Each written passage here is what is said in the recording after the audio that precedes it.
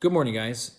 To recap this week, we've talked a lot about the different facets of your brain's perception of both your internal and external environment, as well as how even how people perceive you, right? And how your brain is wired to find those patterns.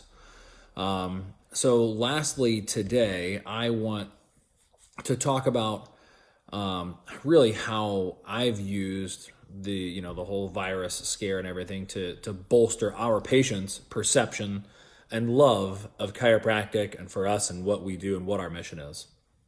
And I'm sure you guys have fielded questions about, oh, what are you guys going to do next week? Or what do are you guys going to stay open? Or, and obviously my answer is a resounding yes. But I take the opportunity to give some historical context to it.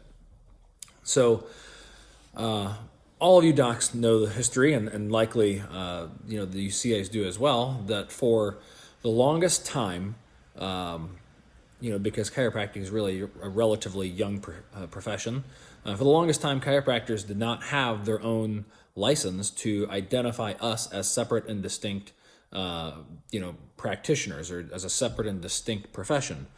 And as such, several chiropractors went to jail for practicing medicine without a license, right? And as you guys, again, well know, that the man who's given credit for being the most jailed chiropractor in history was right here in Ohio. And what would happen was, they would cart him off to jail, and he would, be there in his cell, and he would take care of the inmates. He would adjust the prison guards and the police. All the while, his patients would stand outside the jail picketing, petitioning for his release. And time would go by, and he would get released, and he'd go back out, and he would change the world for the free people. And then what would happen? He'd go right back to jail, and he'd go right back to changing lives, within the confines of his cell and of the jailhouse.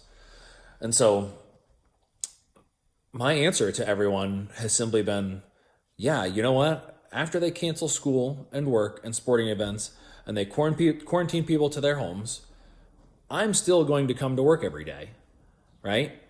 And I'm going to be ready to change people's lives, and I'll be ready for them to show up and get their adjustment, because it's one of the most important things that they can do for their health, and obviously to boost their immune system and try and kick whatever potential bug is out there that's rattling everybody's cage.